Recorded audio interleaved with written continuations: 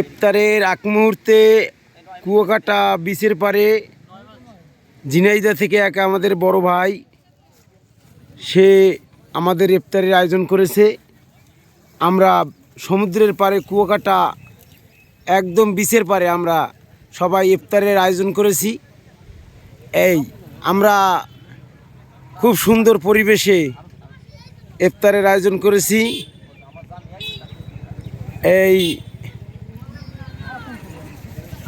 কুয়াকাটার একদম মিডল পয়েন্টে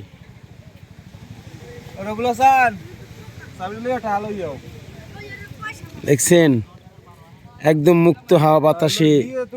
এই যে আমাদের সেই বড় ভাই, হ্যাঁ বড় ভাই, আমরা তাকে এই রমজানের উপলক্ষে পেয়ে আমরা সবাই খুশি এবং আনন্দিত।